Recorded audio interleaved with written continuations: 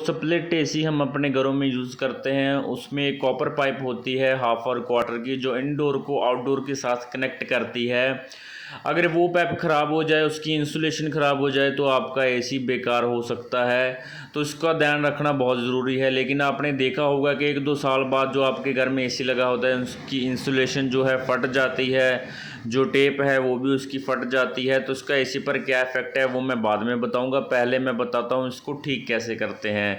तो अगर आपको इंसुलेशन इसको करना है दोबारा, पुरानी इंसुलेशन उतार कर, तो आपको गैस स्टोर करने के बाद पाइप निकालना होगा, और पाइप के ऊपर आप उसको सीधा लगाकर चढ़ा सकते हैं और ऊपर से टेप हो सकता है। लेकिन यहाँ पर अगर आप एक मैकेनिक नहीं हैं, आप कोई भी आम इंसान हैं जो आप जिसको बिल्कुल भी टेक्निकल नॉलेज नहीं है, तो आप क्या कर सकते हैं, आप इसे बिना गैस स्टोर करे भी इंसुलेट कर सकते हैं। उसके लिए आपको इंसुलेशन को बीच में से फाड़ना पड़ेगा, और ऐसे ऐसे जैसे हम कर रहे हैं वैसे ही करके आप उसको टेपिंग करके, पहले नॉर्मल टेप करना है, फिर डॉक्टर टेप करना है, और फिर आप सेलो टेप की सहायता से उसको अच्छे से कवर कर सकते हैं।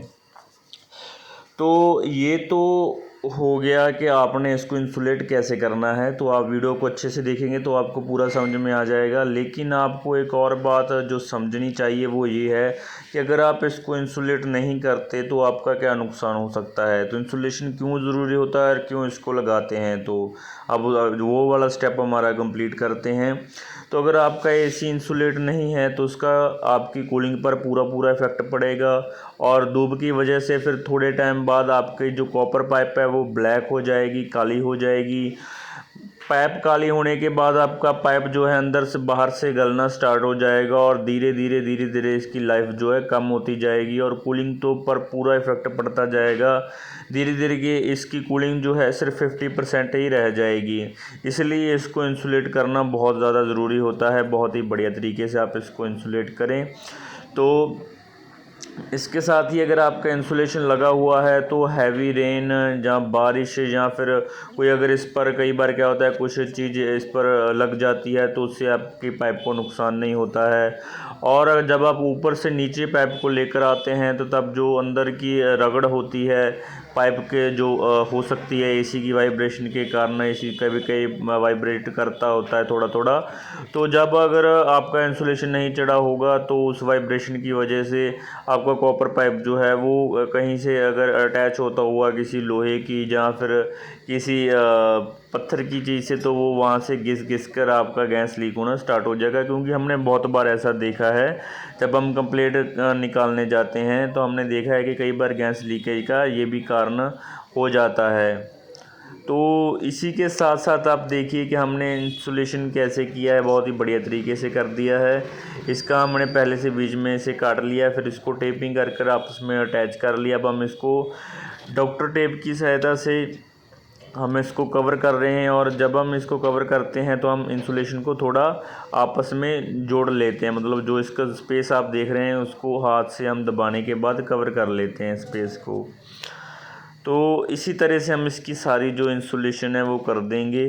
तो ये करना बहुत ज़रूरी है, या आप अपने घर में ईजी तरीके से कर सकते हैं बिना किसी टेंशन के। तो दोस्तों, अगर ये वीडियो आपको अच्छा लगा हो तो इस चैनल को लाइक, सब्सक्राइब और शेयर करना मत भूलना।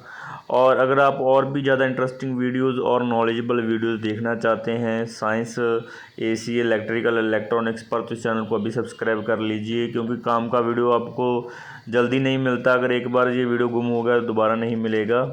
तो अगर आपको कोई सब बात समझ में नहीं आई हो तो मुझे नीचे कमेंट कर सकते हैं। अगर आप किसी टॉपिक पर वीडियो चाहते हैं कि मैं टॉपिक पर वीडियो बनाऊं तो आप मुझे कमेंट कीजिए, मैं उस टॉपिक पर वीडियो ज़रूर बनाऊंगा।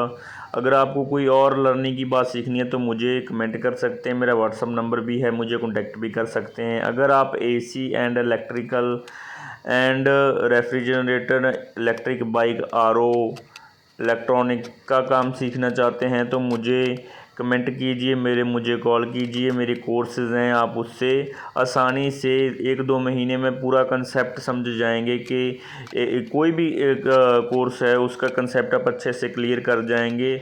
और अगर आपको प्रैक्टिकल चाहिए तो फिर आप 1-2 महीने या 3 महीने की प्रैक्टिस करने के बाद सारा का सारा काम सीख सकते हैं।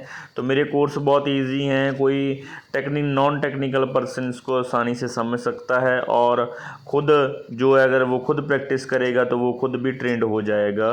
उसको किसी मैकेनिक के पास ट्रेनिंग लेने का ज़रूरत नहीं पड़ेगा, क्योंकि मैं फुल स्टॉप सपोर्ट जो है जहाँ से करता हूँ। Thank you.